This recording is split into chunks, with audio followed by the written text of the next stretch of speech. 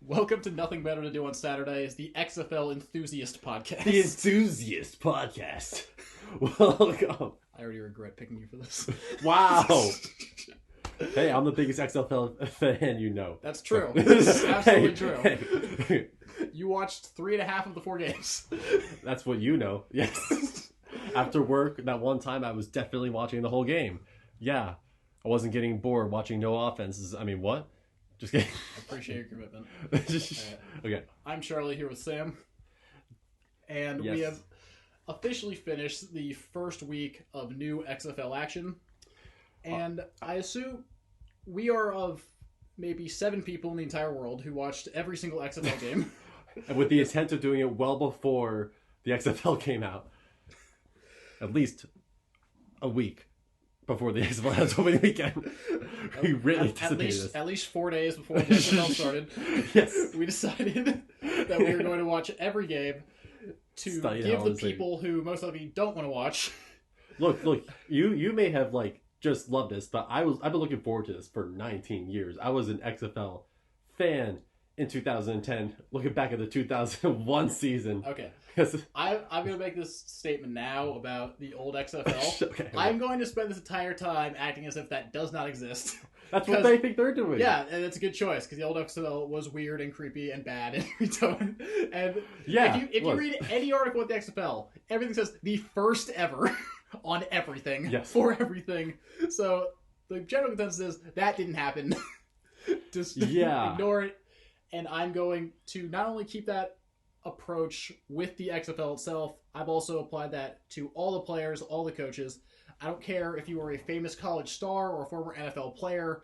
I'm only judging everything based on how you did this weekend, who showed up, who didn't. Because everyone who was supposed to show up pretty much did not show up, which played out pretty well for me. It's not like there are too many big name players in the league anyway. You know, not too many of them. Yes, but if you look at most people talk about the XFL, they're still talking about, my God, they got Coney Ely and Marquette King. Wow, the one-time Pro Bowl alternate punter? Was he alternate? I don't even remember. He was all-pro. Yeah. Was he all-pro? He was all-pro. Yeah. Wow. Marquette King was good. He was good this weekend. I know. Why didn't they kick him out? I don't understand. Because he threw a flag once? Okay, anyway. All right, we can't spend too much time talking about Marquette King. The MVP? Okay, anyway. All right, so So to people listening, I assume you either are still on the fence about whether or not you care about the XFL. So, Sam, after this first weekend, is it worth the listeners to watch the XFL? Yes. I'm going to say yes. Because if you're listening to this, I assume that you are a big football fan anyway. If you found this, you definitely care about it somewhat. If you're a football nerd, this is fascinating. It's XFL 2.0. This thing is just bizarre and it's weird, and I don't even know if I like it, but that might be what I like about it. So it's so good. It's good. All right, so I think we're coming at this as 2 slightly different perspectives. Yeah. Sam is watching this like it's The Room. Just that this is, super ironic perspective, which I think will slowly decline towards my point of view, where I am trying to take it seriously. And I am actually getting genuine value out of the idea of just this is a fully fresh league and everything's just there to be discovered. Okay. We're so used to say the NBA where it doesn't matter and nothing matters. Nothing matters. None of the games matter. You know who's gonna win. Who cares? You know who all the players are. You know who all the good players are. With this, there's only 10 games, so everything matters. And everything has to come over the fly now. And next week is already playoff push time.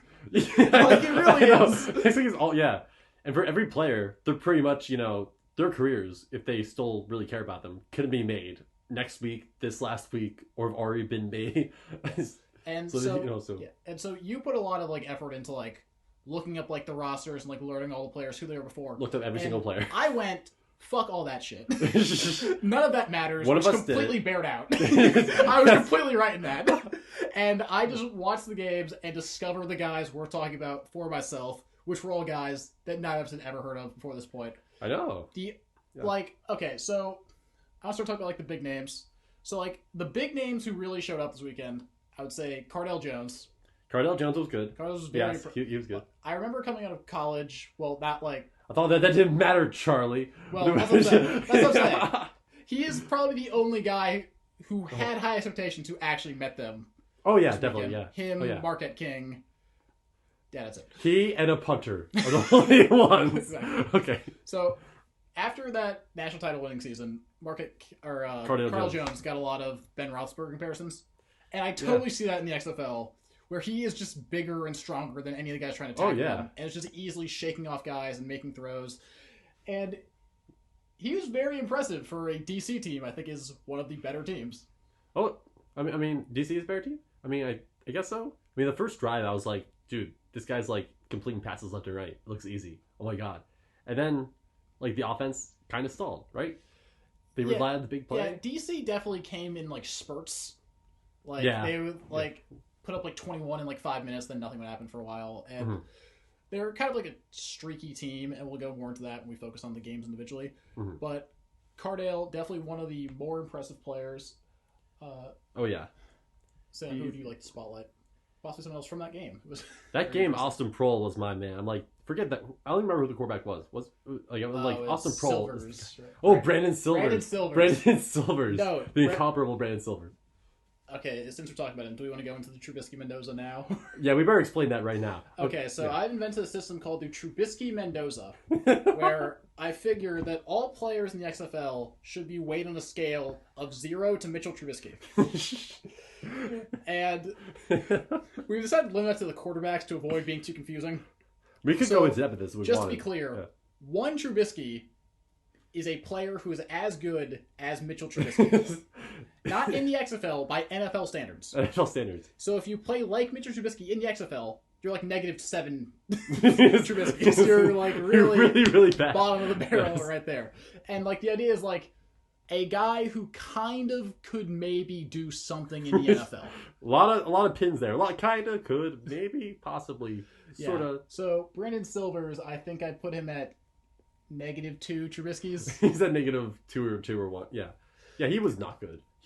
He was accurate and he had a strong arm, but he was awful at reading the field. Like he had 2 pick sixes. He's the Jameis Winston of this league. He threw 2 pick sixes and another interception. And if you're a Winston in the XFL, that is automatically like -3 Trubiskys right there. He's like if you combine the worst traits of Tua Tagovailoa and Jameis Winston in one quarterback. Oh crap!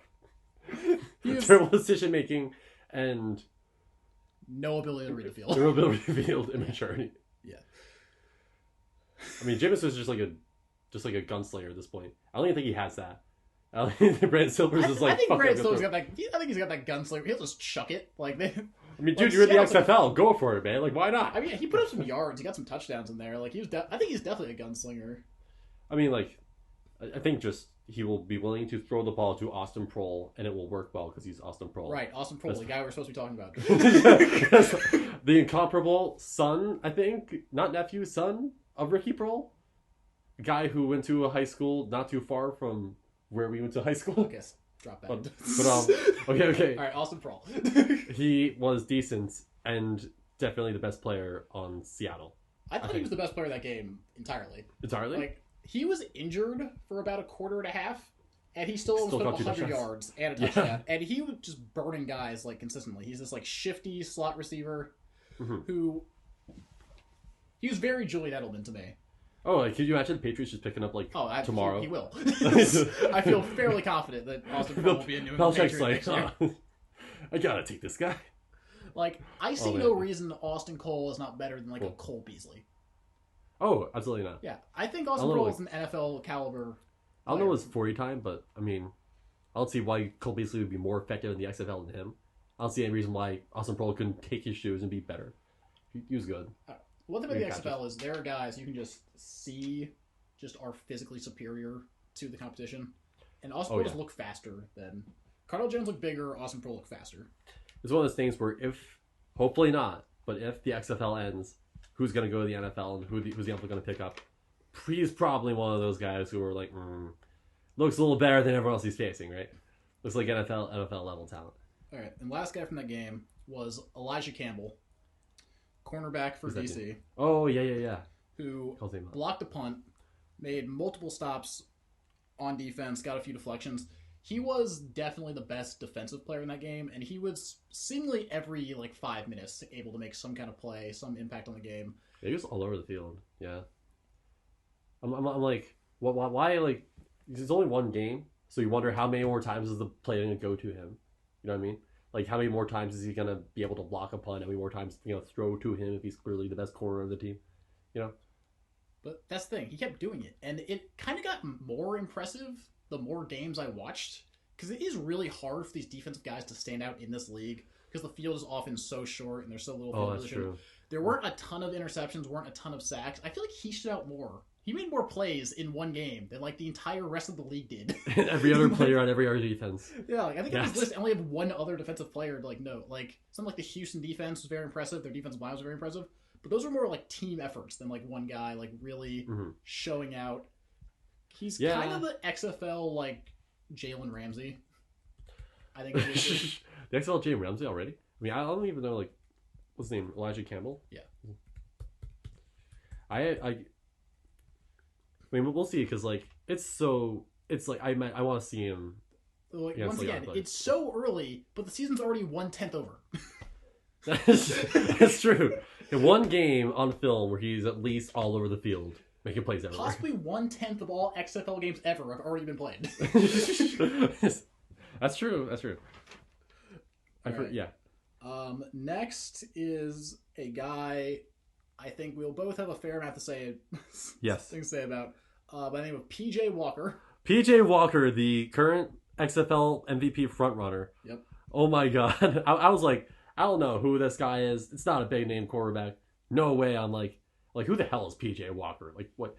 And then I saw him. I was like, wait a minute. Why is he not in the NFL? What happened to this guy? Okay, he was looking good. So I'm going to start with the negatives of PJ Walker. PJ Walker has some very definitive accuracy concerns. That is true sometimes. He inconsistent. I think is honestly, from what we've seen, exceptional at reading the field, which is even more impressive for a team you've had very little time to actually practice and get in rhythm with. But he was constantly making it through his reads and finding open receivers. And often he would make the right throw, but he'd be either behind or in front of. And part of that was an awful, awful performance from Sammy Coates. Oh my God. I had high expectations for Sammy Coates. See? Bad idea. Yeah. Don't expect the big name players to turn out in the XFL. Yeah, I think he had 2 catches on 9 targets. And did he even have another catch? Oh my God. Yeah, he was really bad.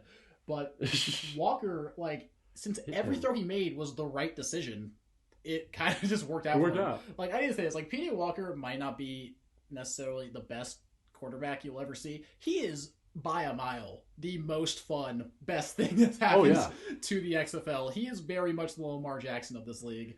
Yeah, he's talented. Shifty, quarterback. He's also short too, so you could say that's just that might be the only reason. He's 5'11". What do you mean? So it's how many reasons is he not playing high level football? Maybe it's just because he's short and people doubt him because he's short. He was at Temple. Yeah, but he's good. And I'm just gonna say this. His former head coach, Matt Rule, is now the head coach of the Carolina Panthers, who are currently fielding Cam Newton, Kyle Allen, and Will Grier. Maybe. Look, if I'm Matt Rule and I need a backup quarterback, I'd take a flyer on. Oh yeah, take a flyer on PJ Walker. Let's go. Oh yeah, why not? Certainly, you can throw more accurately than Cam Newton did all of last season. Yeah, I don't want to spend too much time in the NFL, but I think Cam Newton is shot. And yeah, look pretty shot. But PJ Walker, was he 25? How old is he? I think he's younger than that. He's 24. He's 24. Yeah. He's and he was the backup, and he beat out Connor Cook for the job. Oh yeah, and Connor Cook was the guy we actually heard of.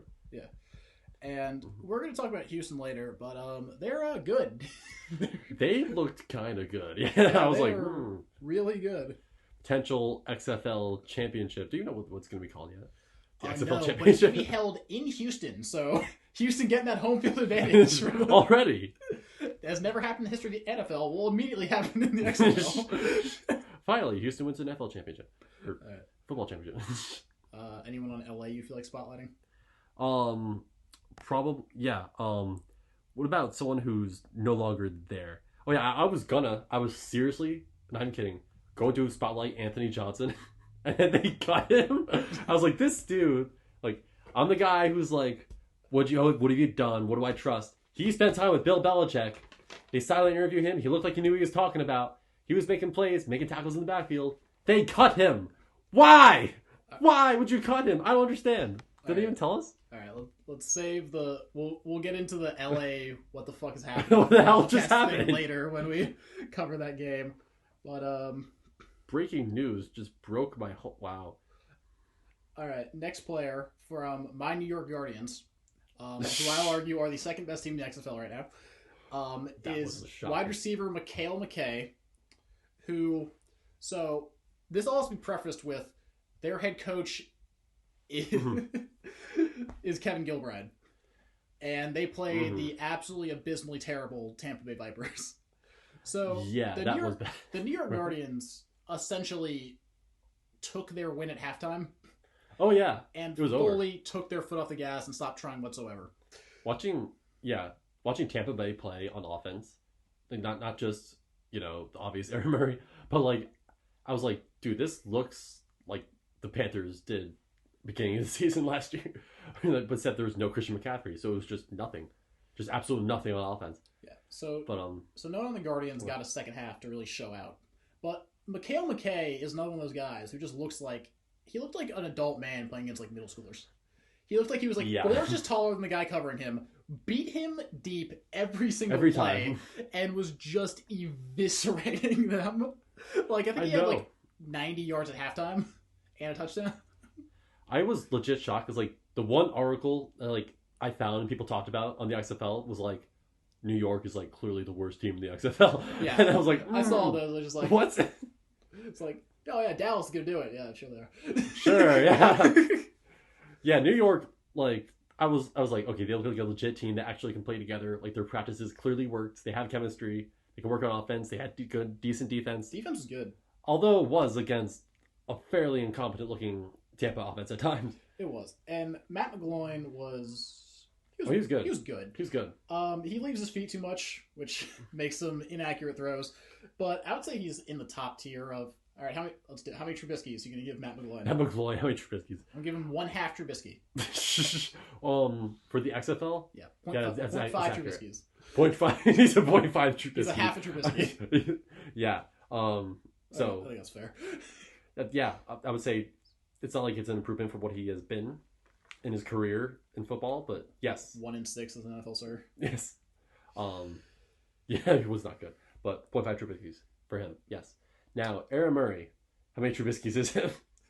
All right. Well, before that, I am now out of spotlighting players.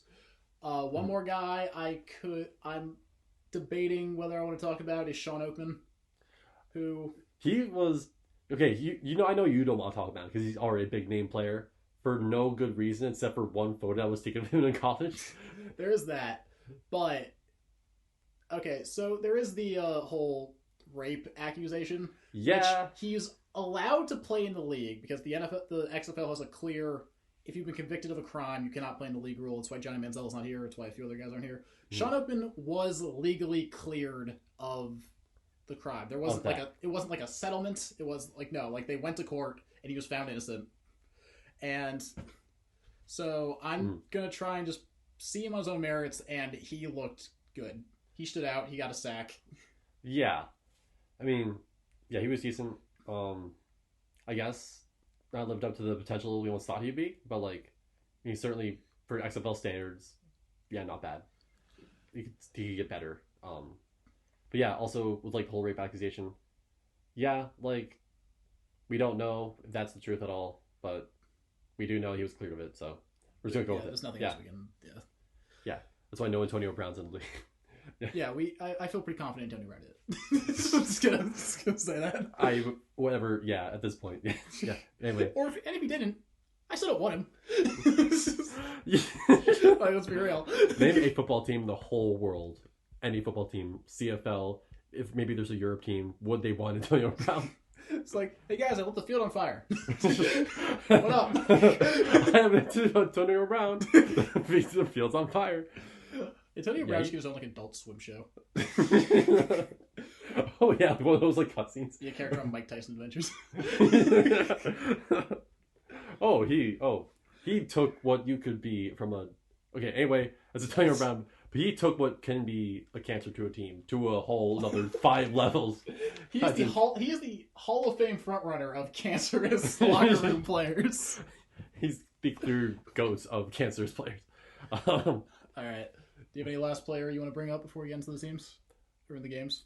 No, that's it. No, that is it. That is definitely it for me. Okay, so we're going to transition into the first game of the weekend, which was the DC Defenders and the Seattle Dragons. And this was, I believe when I checked, the most watched game of the weekend. Of all sports? No, of the XFL. Okay. It got the highest ratings, which is interesting. So the Saturday games got higher ratings than the Sunday games, which are good because the Saturday games were much better than the Sunday games. But the Saturday games had the broadcast, which I know you want to talk about. Oh my god, Do you want to talk about ABC's? So I have so many things to talk about that are just absolutely amazing. Okay, so first of all, last time we didn't get the Vince McMahon going, "This is the XFL." We didn't get that. That was cool. We didn't get it, but we did get Tom Luganbill, who has done this for a living before in professional sports, interview Cardale Jones and not hold the mic up to him when he asked him a question. I was like, wait, this is how you're going to start off the league before the game's even started? What? My favorite part about that is, like, it's not like in the NFL you don't have to do that. Yeah. It's not like there's some technical limitation that's like, no, like in any sport, the athletes aren't just like mic'd up at all times, just like connected to. Well, it's as simple as remember, you ask him a question, hold a mic up to him like you've seen on any live TV all your life. See, I promise we'll get to the actual game at some point. But, like, this one has to be harped on the most because this was an absolute train wreck of a production from ABC. And like you skipped a few things, like there was the opening like hype video, which was one of the shittiest looking things I've ever seen. It's this just slow, still photos, just like. Do you remember like the transitions back into the game where it was clear they had just one sign of the XFL and they went around to like fire stations and look, these people in DC, they love the XFL. All you took one sign out to a guy and said, "Hey, you want to take a photo with us?" And that was all you got for promotion. Look, on a like visual front, it probably was still not as bad as like Monday Night Football was last year. But standards of Monday Night Football are lowered a lot. But from an audio perspective, it was a fucking travesty. There was a moment where like, who's the sideline reporter? I forget her name, but like there was like some turnover, some touchdown. The players are celebrating in the end zone, and she goes up to them, holding the mic up to them. You can't hear anything out of the mic. I'm like, did someone tell her to do that in her ear? Because she does not belong in this picture and it looks a little weird. So what the XFL thought was the best idea ever and the way to distinguish themselves from the NFL was to have every single person anywhere mic'd up at all times. So the head coach, starting quarterback, announcer, sideline reporter, replay booth, all have microphones. And at some point, they had all 5 of them going simultaneously. So it's just this wall of incomprehensible noise just drowning out the announcers trying to talk about the game. Okay, so I need to ask you, when you saw the coaches were mic'd up and like they were literally calling out their plays to the broadcast, what was the first thing that popped in your head? This is Bill Belichick's wet dream. I know. I was like, wait a minute. Is this not obvious how this could be exploited? And it was before the second half even started where the broadcasters were like, oh yeah, that means it's going to be like a draw play. And it was. The broadcasters are telling you what's going to happen. Which makes it even funnier. It's like, oh, you can listen to the coaches like call plays. 99% of the people have no idea what the fuck they're saying. It's just gibberish. It's like, why would people want to listen to this? Spider 2Y banana, right? Like, yeah, to the audience, that means nothing, right? Yeah, so I was like, okay, this is like the most exploitable thing. How long is this going to last? I don't know, but if you want to win in the XFL, all you need to do is have one extra coach just watching the TV, put the game on broadcast, and you have the play call right there. It's very simple. Yeah, also, so, not just from audio, but I was like, remember when we just talked about how the big name players go into the game? were not all the players that had impact on the game. That wasn't the hardest thing in the world to predict. They had a list of impact players. The first game. These players have never played together in their lives. This is the XFL. You haven't seen a lot of these players in a long time. You have a list of impact players. You don't have to have that. It made no sense. How do you have a list of impact players? They haven't done anything yet. In fairness, you essentially made one of those before the games. I didn't make it as a list of impact players. I made it as a list of interesting players to watch out for. Like, how is that different?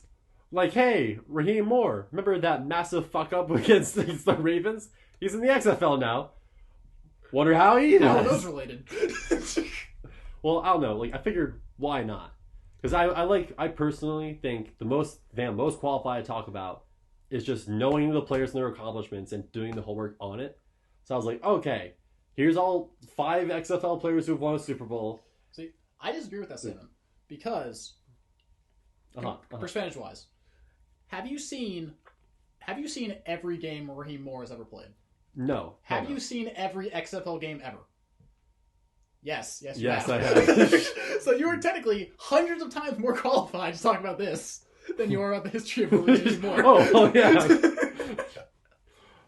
I am most qualified to talk about this chapter in Raheem Moore's life as a certified XFL expert and enthusiast. This podcast only exists for when they make a 30 for 30 about the XFL in 20 years that we get brought on as experts. We're thinking ahead of time. Exactly. We're ready for this.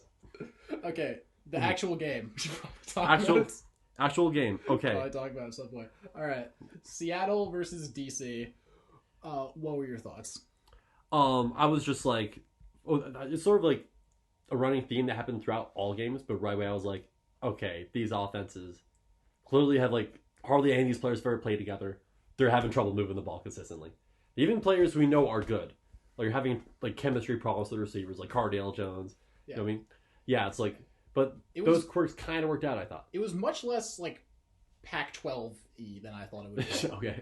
Like, it felt more like actual professional football than like Canadian football or like college football. I don't know if I would go as far as Canadian football. Actually, I don't know, because Grey Cup this year, and yes, I did watch the Grey Cup this year. There were a lot of times where I was like, okay, what the hell? You just do not belong in the professional football league. And this is the Grey Cup championship game. XFL looked a little more clean than that, which is really good for the XFL. Yeah. So I think DC is one of the better teams. Oh yeah, their line played well. I thought definitely got the push a lot. Their team didn't establish the run game.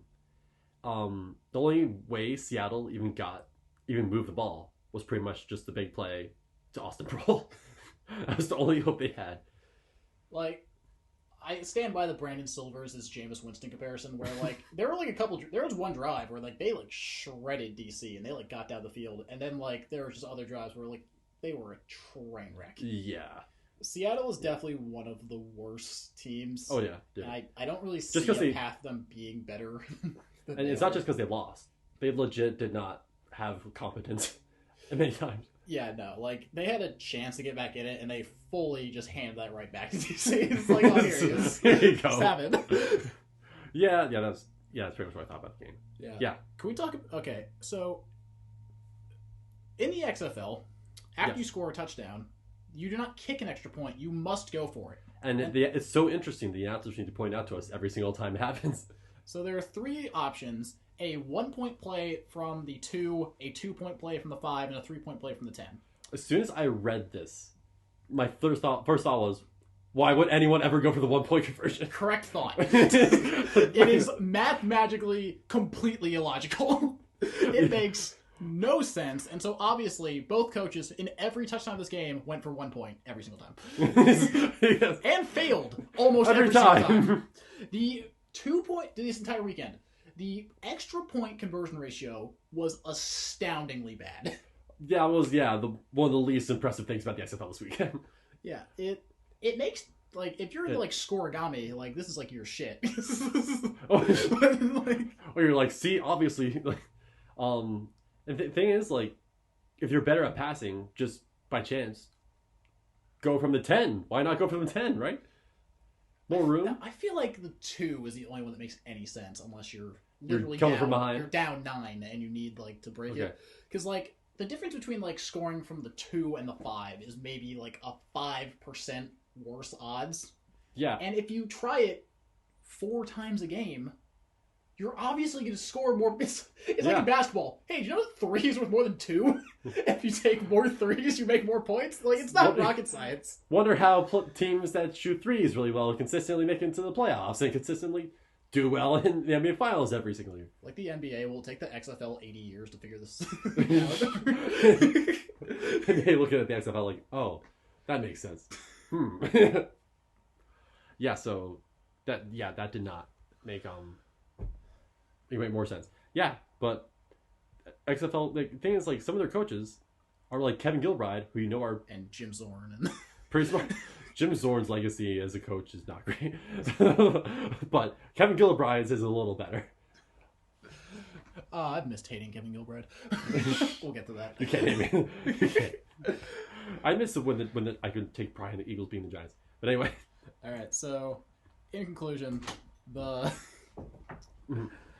dog walked in. In conclusion, the DC was better than Seattle at pretty much every facet, offense, defense, and special teams.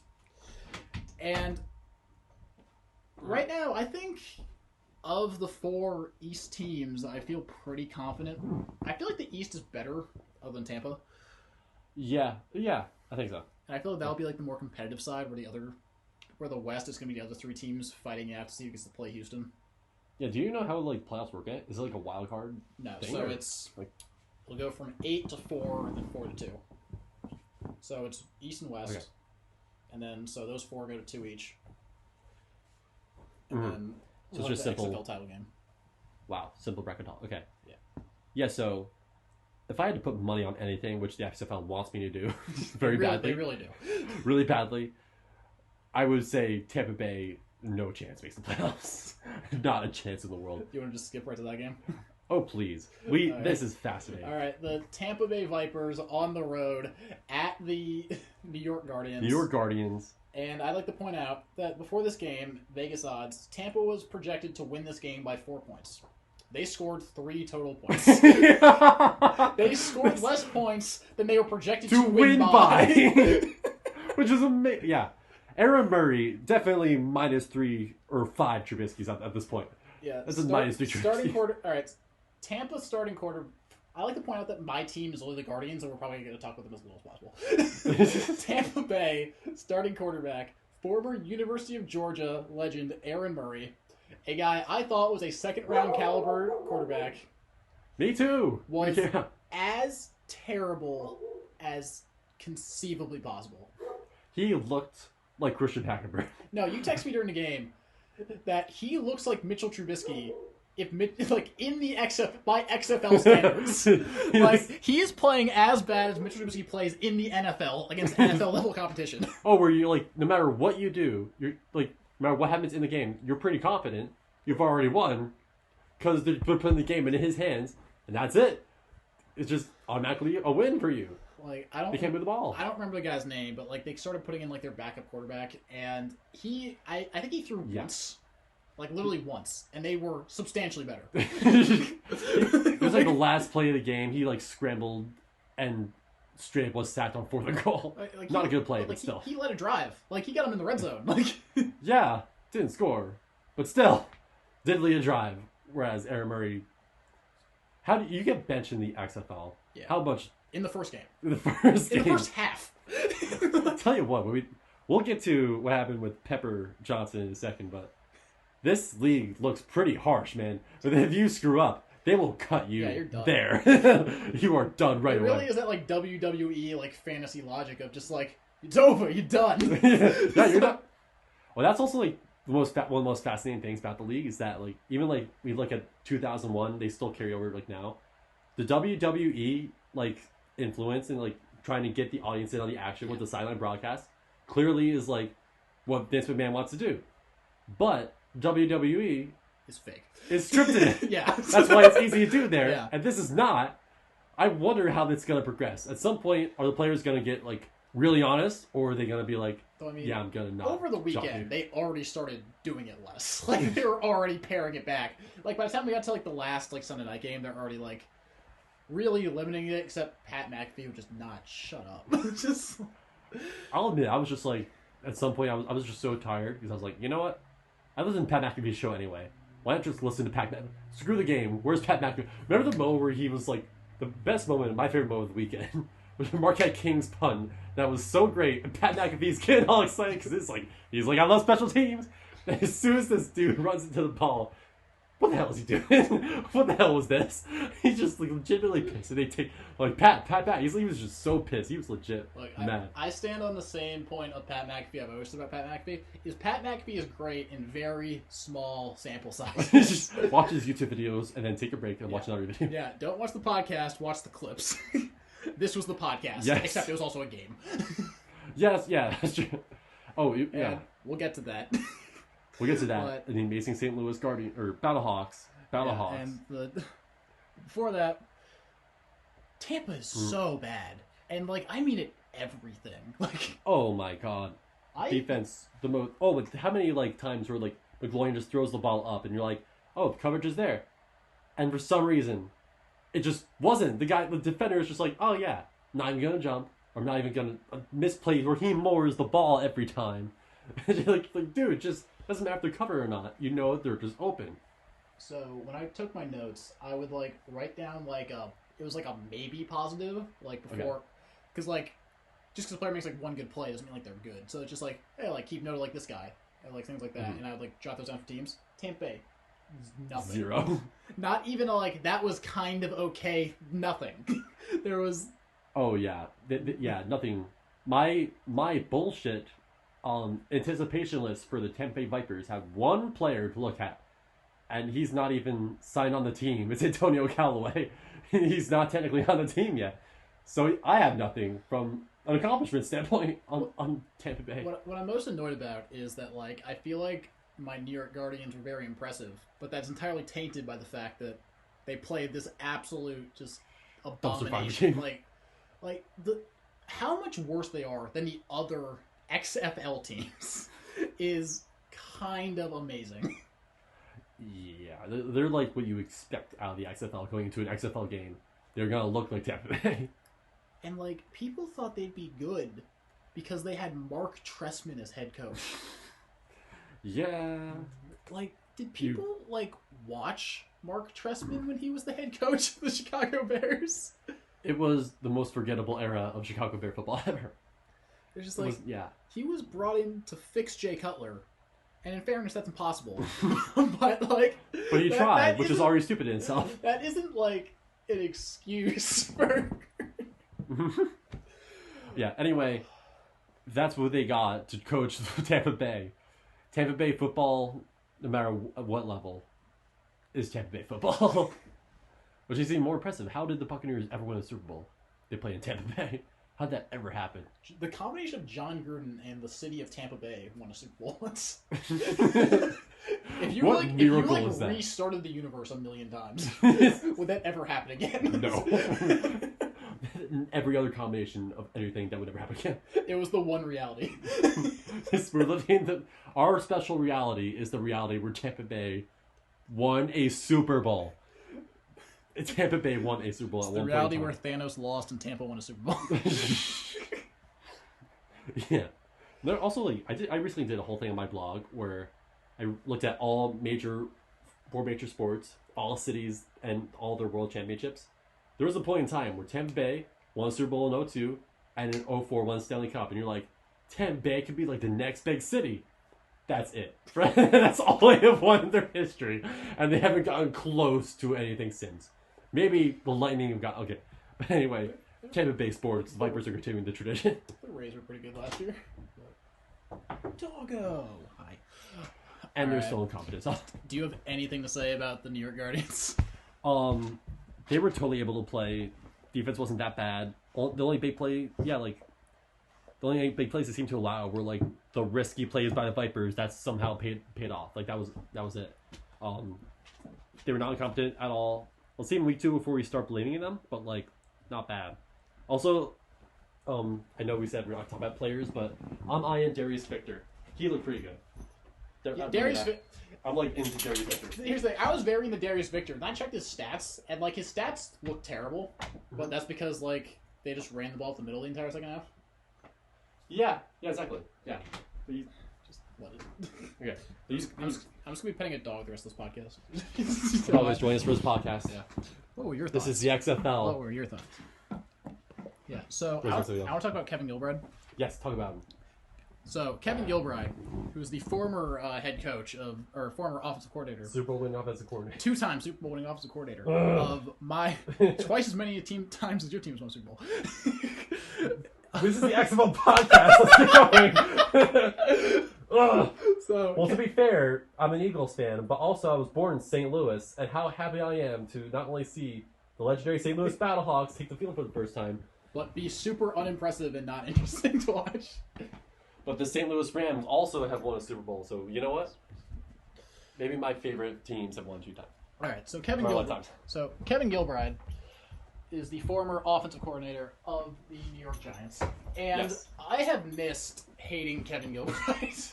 It possibly because he was replaced by Ben McAdoo and then Pat Shurmur. Oh my God! Has made me nostalgic for the Kevin Gilbride eras, but I miss his very boring, incredibly safe, and predictable style of offense. And very well thought out style of offense. I was in very nostalgic bliss watching the first half of the game, and then it turns out that Kevin Gilbride is not calling plays, which is bullshit, and he totally is.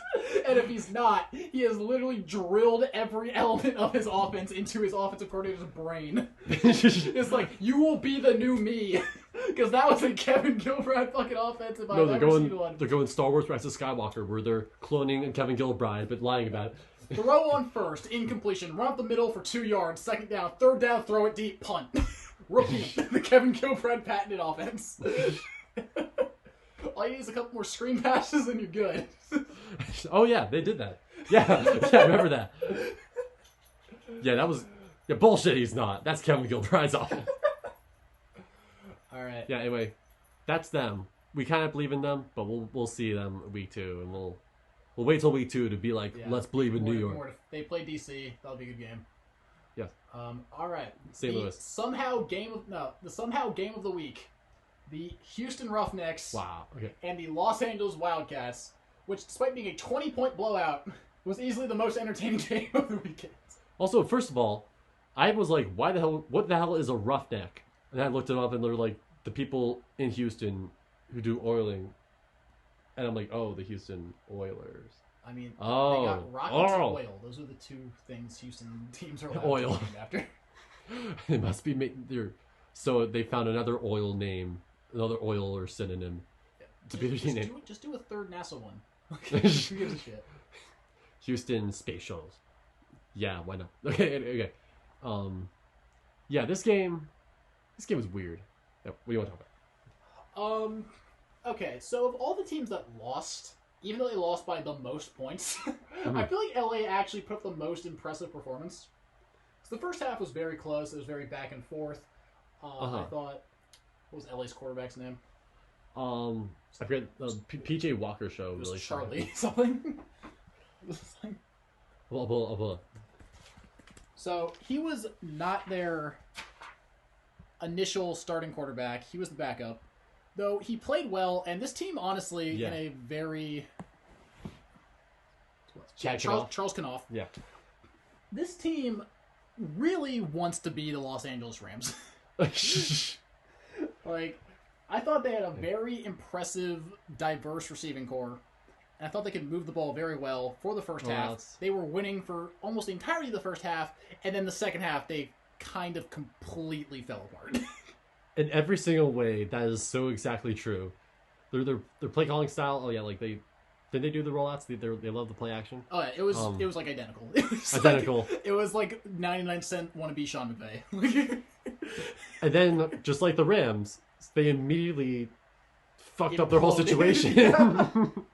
This is a fascinating story. There were two distinct halves of this game. Yes. It was PJ Walker tries to involve Sammy Coates, and PJ Walker stops trying to involve Sammy Coates. He's like, that's a bad idea. And I think there was like a 35-point swing between these two halves. So wait a minute, if I throw to anyone but Sammy Coates, we kick the fine. shit out of them. So that's the reason I still feel confident saying LA is pretty good. I think Houston is like at least 2 to 3 times better than any other team in this league. Oh yeah, like I'm already. They look kind of like the LA Extreme of 2001 in the XFL, where you're like, yeah, this team just has better players. They look like they work together better. You know, they're already on the set. Offensively, defensively, they like that second half. They shut them out and put up 3 scores. This is why semi-pro football can be so fascinating, because there could be a huge just swing in level of play, and you just don't anticipate it right away. They looked like that team that's just way better than every other XFL team so far. All right. If you had to bet money on it, Seattle wins 3 games, or Houston goes undefeated. Oh man, Houston goes undefeated. They look really good. Yeah. Yes. Honestly, I think Seattle will win 3 games. I will still be more sure that Houston's going to go undefeated. I am that confident in this offense. Without if they can even get Sammy Coates involved, it's just been 1 game. If they can get Sammy Coates involved and him not be the liability of the offense, it's over. It's over. Give him everything. I mean, PJ Walker, his completion percentage was pretty bad. A lot of that was Coates' fault. But, a lot of it was Coates' fault. Even ignoring that, there was a point in this game, it looked like he was utterly unstoppable. Oh, yeah. He was it was very Madden-ish, where, you have 2 incompletions in a row and then, a 35-yard pass downfield. And it's, a perfectly placed ball where there's a defender actually kind of right there, and it was just really well done. So sometimes he's inconsistent, and other times you're like, dude, this guy's got a hell accurate arm, and he's, scrambler, too. There's, one play where he, rolled to his left, his non-dominant side. Did, a Patrick Mahomes style of playing, right where only where his receiver can get it, and they made the play. I'm like, dude, this PJ Walker guy is already, legit. This thing, if you didn't watch this game, I really can't undersell you how much more important PJ Walker is to this league than everybody else is. Could you imagine if he gets injured next game? Oh XFL's they just don't even bother. It's canceled league. Well, that's it, guys. Turn in. UFL right away. What, we gonna watch Connor Cook play? Ridiculous. You think you're gonna watch this Connor Cook play? Hell no. Oh no. Alright, you wanna play a little game? Yeah, sure. Alright, I'll name a quarterback. You tell me if PJ Walker is better than them. Yes. Duck Hodges. Yes, better than Duck. I'm not gonna better Duck Hodges. PJ versus Duck. Duck is 0.5 Trubisky's himself. PJ is at least 2 Trubisky's. Is Duck Hodges even half a Trubisky? I don't know. I don't think he is. I don't know. I think he's a negative Trubisky's. Wow. He's definitely okay. I'll say 0 Trubisky's for Duck Hodges. All right, PJ Walker or Ryan Finley? PJ Walker. Easily. PJ Walker or 2010 Kevin Cobb? Kevin Cobb, who got injured. I remember him. No shit, you remember him. Oh my god, I was so happy to get rid of him for Michael Vick of all people. You got Dominique Rodgers-Cromartie in the 2nd round pick for him in the dumbest trade possible. To an accommodate. Yeah. No, I'm sorry. The dumbest trade of all time was when you got a 1st round pick for fucking Sam Bradford. I'm sorry. You involved in both the dumbest trades. That pretty much got them a Super Bowl. That pretty much got the Eagles a Super Bowl. It did. It absolutely that was so helpful. That game. And the Vikings were like, oh shit, that cost us a Super Bowl. The Vikings were on the wrong end of the 2 worst trades in the history of football. Vikings are amazing. They are not incompetent, but in their Cleveland Brown level of we cannot win a championship. All right. But PJ Walker or Mason Rudolph. What's his? Definitely PJ Walker. Trevor Siemian. Oh man, okay. PJ Walker, Trevor Siemian. That's actually closer. I would say that's closer. I feel like Trevor Siemian's probably on a Landry Jones level. He's definitely not good in the NFL, but actually I don't know. I would say he's maybe a tad above Landry Jones.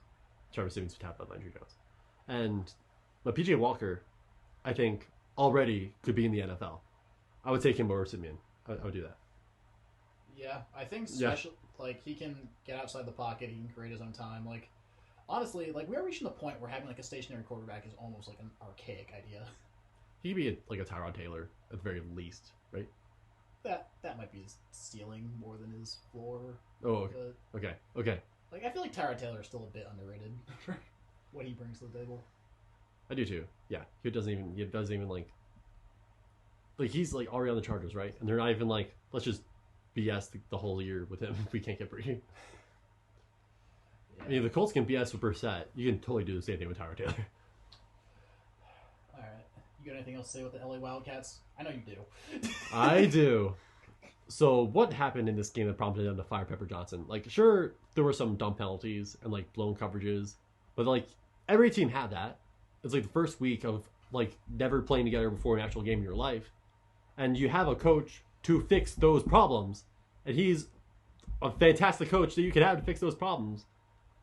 Yeah. So for a reminder, LA fired their defensive coordinator half a week after the first game of the season. Remember when the Cardinals fired Steve Wilkes after one season, and we were all like, "What the fuck? That's like too soon." I wasn't.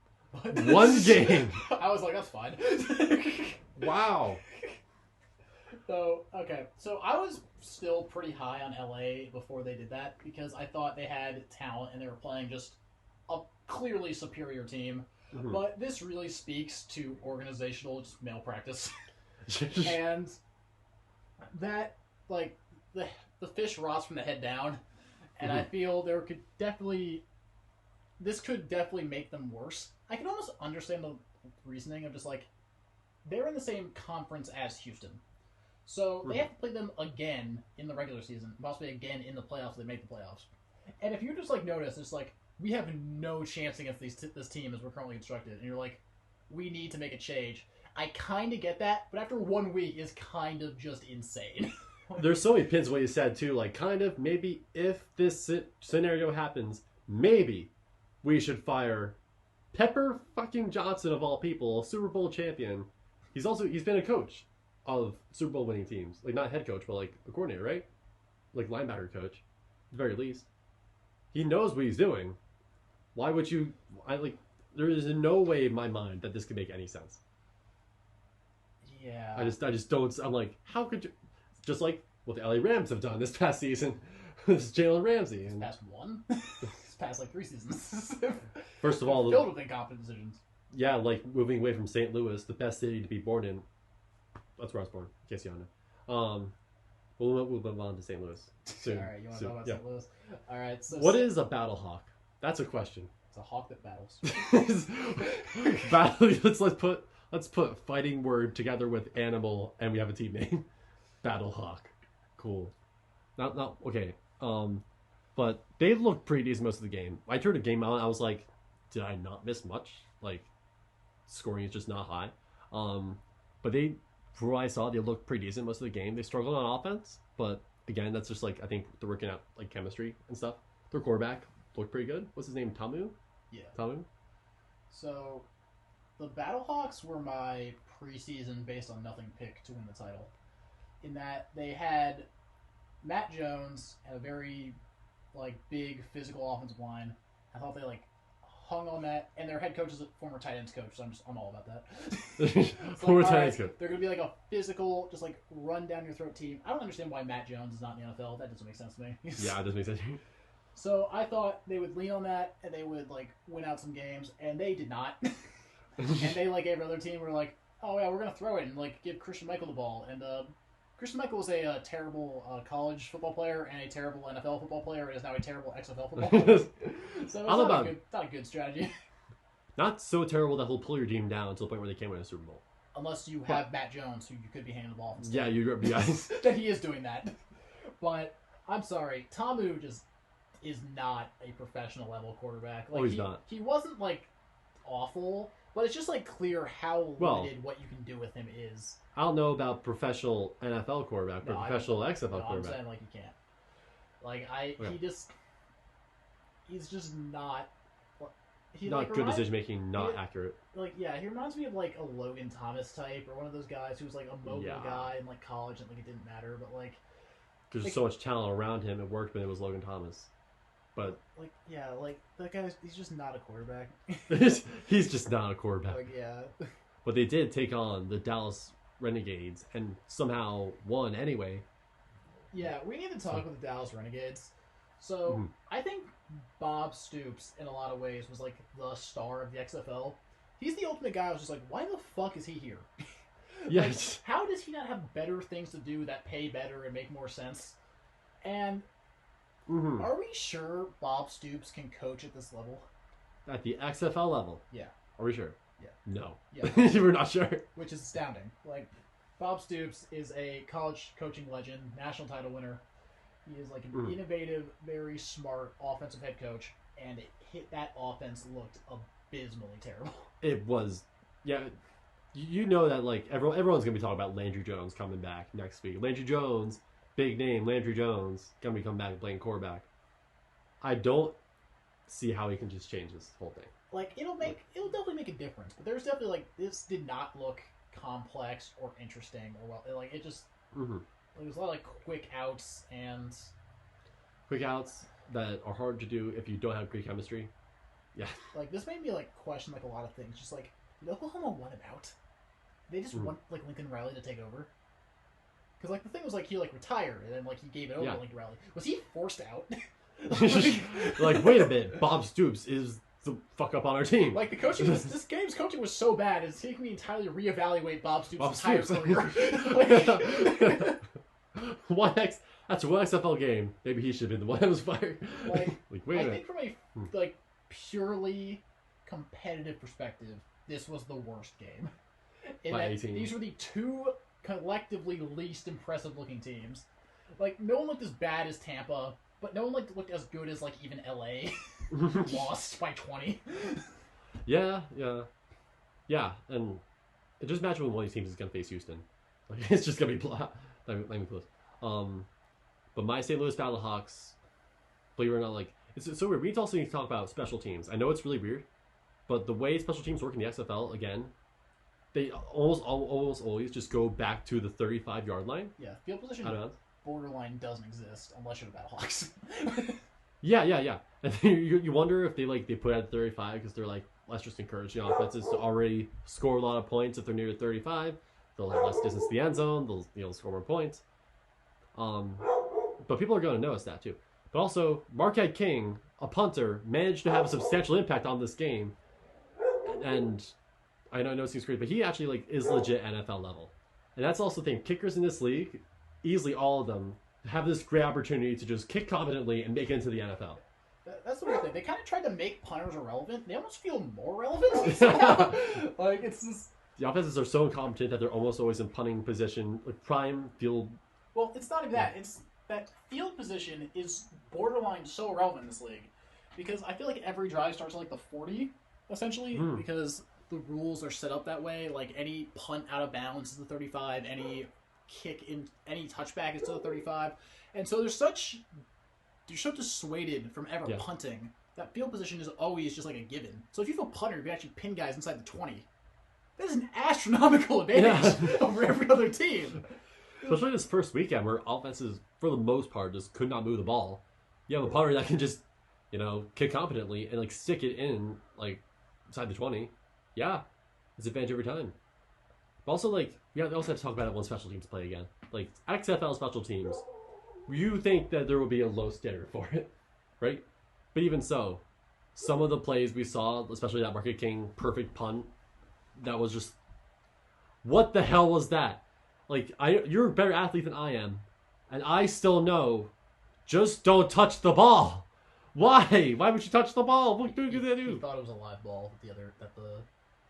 Watch the player very carefully, and it makes no sense. Okay. But also, you can also just pick it up and not proceed, and if the ref does not blow the whistle, then walk 1 centimeter into the end zone, and it's a touchdown. Make no sense. Because the risk of you doing it wrong would be that they get a 35-yard game the other way. So what you're telling me is the XFL play of the week was a 280-pound lineman barreling into a football for a 35-yard touchback. Would have been the play of the week. by the punter, Marquette King, one of the biggest stars of the XFL, from my St. Louis Battlehawks, said it was fucked up by XFL level special teams. But also there were some plays that definitely on special teams that you're like, that's just XFL level play. That kind of stuck with me. So Landry Jones will be back next week. He will. And I think that will make a fair amount of difference. I think Landry Jones is an actual NFL quarterback. But what, like, the theme that's been going on so far is, like, the big players we think are going to have an impact have not had an impact. Well, yes, but also I feel like everyone else didn't justify thinking they would have an impact. Like, our logic was like, they existed. They were in the NFL at some point. Not that they were good, they were just there. They were there. Like, Landry Jones is actually a productive NFL player. The fact he has not made it as a backup has baffled me for 2 years now. Yeah, that's true. But this is a chance. If there is a reason he should not be in the NFL, we will now know. Prove it. Yeah. We will have, you have to start in the XFL, Landry Jones. You have to. If you suck in the XFL, we will then know why you have not made any backup in the NFL. All right. Who throws 2 under the bus first, Landry Jones or Bob Stoops? Bob Stoops. Bob Stoops. I need the Instagram model back. Yeah, like big name players, I think are more valuable than big name coaches. You know, like in the XFL at the very least, people are just gonna be like Landry Jones, like, 'cause people have been talking about him above every other player. Like, he is the guy if there is a guy going into the XFL. Yeah. Which is like the problem. They need to like build their own identity. Which is why they should immediately drop Landry Jones from all marketing. Just like, PJ Walker, come hear the tales. Come here to Dallas football, PJ Walker, let's go. Houston. Oh, I mean, like, to Dallas. Oh. Yeah, to Dallas. Yeah. Who do they play? That'll be fun. Oh, yeah. They're going to all be like the Battle of Texas football. Even though it hasn't really meant that much in the past couple of years. Decades. Many decades. I really recently watched the Green Bay Patriots Super Bowl and Brett Favre won. I was like, this is so long ago. Oh wait, this happened more recently than the Cowboys winning a Super Bowl. Correct. That seems that long ago. That was like Adam Vinatieri's rookie year. Okay. Anyway, here's actually another question: if Adam Vinatieri joined the XFL, would he be better? No. Wow. He was pitiful. He was really bad this year, and it's kind of sad. What is he, 47? He's almost George Blanda age, like oldest player in NFL history. This year and next year, he's the oldest player ever. Like, back to McAfee. McAfee just like looks like he's dying anytime you talk about like Adam Vinatieri. It's like me watching Eli. Just please go away. I love you. Just go away. I love you. Stop making me watch you. Well, from my perspective, I'm like, please come back. Please come back. Please come back, Eli. I miss you so much. Please come back. From your perspective, it's like when you have to watch Nick Foles play for the Jaguars and get benched for Gardner Minshew. Please come back. That was so fucking hard to watch. Like, come on. He deserves a place. Let's be honest, though. Terrible decision to go to Jacksonville. Terrible offense. They have no idea what they're doing. No one else wanted him. You could have gone to Tampa Bay. No, he couldn't. Why not? They had Jameis. How easily would Bruce Arians have benched Jameis Winston for Nick Foles? Oh, yeah, pretty quickly. It'd been like, I am a smart coach. I could have a guy who throws a game-losing interception every week. All right. Or Nick Foles. This will be the one NFL topic of this cast. Yes. Bruce Arians took Carson Palmer, made him to an MVP candidate. What is like the floor of an NFL level quarterback Bruce Arians needs? Floor of what player and above, if went to Tampa Bay, would be like an all-pro level player? What would be the floor of that? Yeah. Well, so Jameis Winston. If Sam Darnold went to Tampa, I would believe in that. So we know that Jameis Winston cannot be an all-pro if Bruce Arians can't fix him. If Bruce Arians can't fix Jameis Winston is unfixable. He is flat out unfixable and give up on him now. Yeah. What about Mariota? Would you send him there? Yeah, he was in the worst system conceivably possible for him for his entire career. Well, I'm not sure that Arians' system is much better for him. Yeah, that's true. I can't see much much of a difference going to Tampa Bay than Tennessee. But also, quarterback purge. Get them all out. This last year was fascinating. Just how many quarterbacks just straight up showed you we should not be in the NFL anymore. Yeah, there was a report today that Andy Dalton's trying to get traded. It's like, who would trade? Dude, why would you want him? Here's the thing: Andy Dalton is a top 32 quarterback. But if you acquire Andy Dalton, you're essentially saying to your team, fan base, cities, like, we gave up. Like, yeah, exactly. Could he be the next Tannehill? No. No. I look at him once, I'm like, yeah, I do not believe in this guy. Tannehill straight up gives me no reason to believe in him, and yet this year he made it all happen.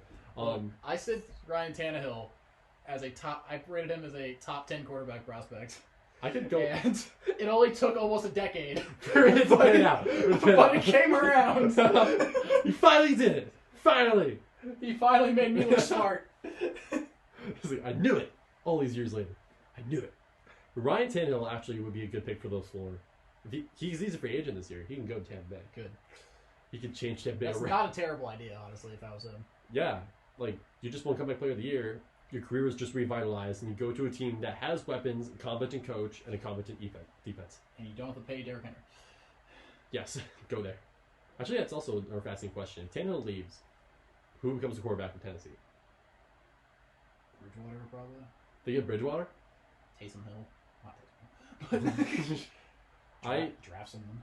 I spent so many years saying Tennessee. They can't do that. This definitely can't do that. We benched him for this guy. Hey, they gave him packages in the playoffs for some reason.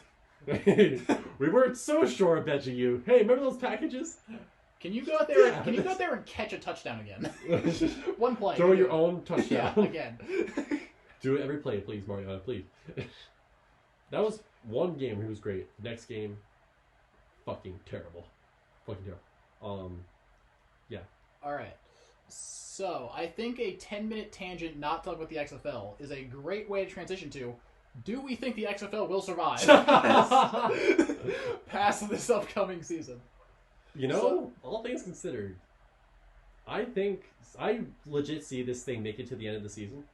I'm not sure about this coming back next year, though. Okay, so, ratings. Ratings, okay. So, the XFL opening weekend averaged about 3.2 million viewers per game, which is above what the AAF had. Mm-hmm. And for context, your average primetime NHL game, so like the NBC like big broadcast like game of the week ones, average 1.3 million viewers. This is pretty good. Yeah. You know, even though like, does that count Canada too, or is it just the U.S.? I believe it also counts Canada. That's pretty impressive. That's I legit would never have expected that, because Canada, like at least when you count Canada, they legit care about the NHL. It's their own sport. Yeah, but they're watching like their own teams. Like that's not like the thing about like baseball and like hockey is like the numbers are much lower, but it's spread over a substantially larger sample size. Where the XFL can't afford to like dip. Like they like hit, and it's almost certainly going to drop next week. Oh yeah, like this weekend had to be their big weekend, and that when he said that the ratings drop from Saturday to Sunday was kind of concerning. Just one day, you don't want them to drop too much. I don't know if it was like necessarily a drop. It was they were lower, but it wasn't. Lower. I feel like Saturday just makes more sense for the XFL than Sunday does. Like I guess I mean like well here's the thing like because the way it was spread out was actually really convenient because they allowed to have multiple games playing at the same time. You can watch every game. Yeah, that's what I love about it. That's one of the biggest selling points is you can literally watch every single game. They only have 8 teams. And no games are playing on top of each other, like, so you can watch one game and watch the next game, and it's fine. It's football in late February. Why not watch it? Yeah, you're getting as many games as you would watch in an NFL season, except you get to see all the games. You get to see all of them, and you know everything that's happening. Yeah. So here's my thing, like the XFL like has like a guy who, with money behind him, like that's what the AAF didn't have it all. Like you watch that league and you're seeing these guys wear the same jerseys every week. They didn't have home or away jerseys. You're like, yeah, there's like some serious budget problems here. Maybe cross our fingers on whether or not the XFL has away jerseys. I hope so. They do. They probably do. We saw them. We saw them? Oh. All the whites. Well, AAF also had white. And there's one team that had only white jerseys in our seat. Yeah. They do have away jerseys. They do have away jerseys. But the thing is like I see them surviving to the end of this year. But when people get a taste of NFL football again, will they want to go back to the NFL for a second time? I legit do not think that's going to happen. Because the only reason the CFL has survived is because there's a market for it. It's Canada, and that's all football that's in Canada. They found a niche, people care about it, and that's why it survived up there. And they don't try to compete with the NFL. They just do their own thing, and they don't care. But the XFL, even the broadcasters just can't help but match the NFL almost every single second. Yeah, but they're not trying to compete against the NFL because they're a spring league, which... Well, not like the same time, yeah. I don't know, but people are bored. People are bored. We're football nerds. We want to watch football. That's the thing. All you need is to drag people in, and then at some point they'll start to care. And once they care, they're fucked.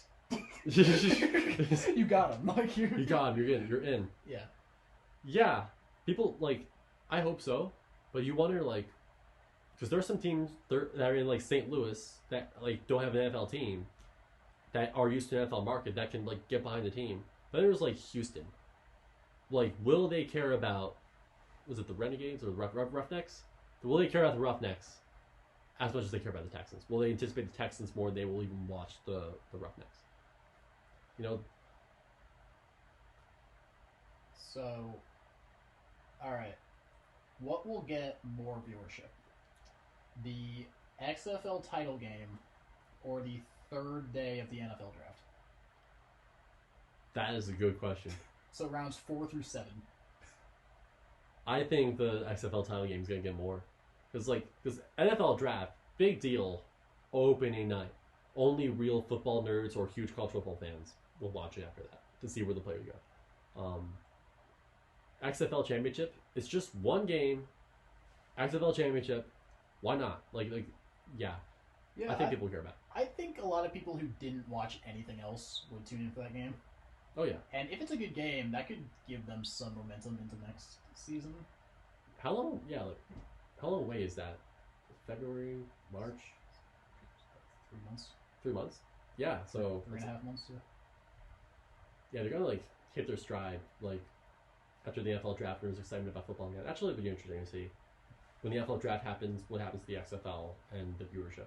Because people will be reminded that the NFL exists, and they will just be hotly anticipating their NFL players, their new NFL players. So yeah, an interesting question is, will the post-draft give the XFL any hype? Because can they grab any undrafted free agents and scoop them up? Do you know if there are any, rules about, you sign with the XFL team, if you sign with the XFL, you have to stay with your XFL team. That's the rule for a year. For a whole year? Yeah. So you can't go to the NFL? Correct. Oh, I don't know. If there's an undrafted free agent that legit, those guys who, make practice squad, who but don't ever, get in the NFL, the guys who are, on preseason rosters and are clearly going to get cut? Those guys. If you're, clearly, at the bottom 90. Even with those guys, that pays way better than being in the XFL does. It pays way better. That's really true. And, it's cool, I could start in the XFL for 1/10 as much money. Or sit on the bench in the NFL. And Here's the other thing. You could take a risk and you could say, I'm going to play in the XFL, bet that it's going to fold, and all these rules are gone and go back to the NFL. Make quick bucks, put film out there. Well, no, you already missed your shot because the XFL season is after the NFL season. Well, yeah. Well, I mean, in anticipation for 2020. Well, if you're on the XFL now, after the season, you can then just go sign with the NFL team. So it means that the whole year. You don't mean you have to stay with the team until 2021. The teams were picked before this season was over. And I remember one player was trying to sign with the Lions, but he couldn't because he was under XFL contract. Yeah, okay. So you can't do it during LA's starter. What the hell was his name? He's been around for a bit. We just mentioned it. No, their actual starter. Oh, I don't know. It's one of the two USF quarterbacks. The one that's not BJ Daniels. Oh, yeah, I remember BJ Daniels, and it was not him who played. I was like, what? That's James weird. Johnson? Oh, I'll look it up. No, BJ Daniels is on, what was he on? Was he on Seattle? Alright, so, LA's quarterback? Yeah. They had Chad Kanoff and Josh Johnson. Josh Johnson. Josh Johnson. Touchdown's been around for a while. I remember when he went to Washington, I was like, he's still playing football? what the? He didn't give up? He's not that old. Good for him, I guess, but what? Like, I was just so surprised. He cannot be 30. He's not even 30? I don't look it up, is it? That's fine. We'll finish This dude, oh, he is. He's 33. 30, wow. He's 33, and he has not given up on his dream. Wow. I mean, by NFL standards, this doesn't pay well, but by, like, normal human standards, oh, yeah. you're making, like, $55,000 in 10 weeks. Like, yeah. Like, if you're just doing construction, that's, like, fucking incredible. Yeah, like, why not? If you're this old, you're probably not going to get a shot in the NFL again. Why not just get money? Like, especially, like, now, because remember what happened? I think some of these players who probably were looking at the AAF last year, they probably were looking at that going, they did not pay players at the end of that game. They literally did not pay them. Yeah. They ran out of money. They got random pedestrians into the stadium just to fill the stands. It was really bad financially. I think in their minds they're probably thinking, could the XFL go the same route? Like, hopefully, they're like, I think hopefully not, but... I don't know, because there's too many people who, like, with very visible brands who would be too actively hurt by that. Like, how bad would that look for Vince McMahon if he, like, because he can afford it. And so he just chose not to. That would, like... He probably is a massive douchebag. Probably. Yeah, but... That would be way too bad for his image and the WWE's image. Okay. Oh, yeah. Final question of the podcast. Yes. If it looks almost certain the XFL is going to go under, will Andrew Luck come in? Oh, my God. That would be absolutely fantastic. Andrew Luck comes in, says, oh, my God, dude, I straight up cannot think of an example in sports history where anything like that would ever happen again. Where a league is about to go under, and out of nowhere, Andrew Luck comes in to save it, and I would watch the XFL season 2. I mean, his dad is the commissioner. Yeah, his dad could be like, "Hey, come back. Hey, Andy boy, please." Remember that football thing that you've been doing all your life? Remember that thing that the culture ruined for you? Remember that thing that you probably assumed that you would never be able to thank me for? Now's the time to thank me, Andy. All right. Tampa, quarterbacked by Andrew Luck, or Houston? Who wins? I still think Houston. I need to think about this. So Andrew Luck has legs that can move. For now. I think that enough is more effective an offensive weapon than what Tampa Bay has had. If he can run fast, hey, run around these guys, that will at least be better than the assumed incomplete passes that it would obviously end up being. Andrew Luck, actually I don't know, because like his IQ for football is so good and so probably above everyone else. He can explain things to people he just coached the team. That's it. We're firing the coach. We're doing Pepper Johnson. We're firing all of you. Andrew Luck is the coach of offense. Andrew Luck is coach. Defense. Offense. Special teams. GM. He will hold your punts. That's actually what Peyton Manning was when he was on the Colts. Oh yeah, that's all he was good for. If he didn't know anything about football, yeah, you're done. Yeah. All he was good for. What does the defense do now? We're gonna throw right here. Okay, almost did. Yeah, Peyton Manning was terrible. Yeah, if Andrew Luck comes in, that would be amazing. That would be so amazing. Would that ensure a second season? It would ensure I would watch it for the second season. Well, no, it would be a third season because this is the second XFL season ever. Okay. That first one never happened. If anyone out there needs a drinking game, yes.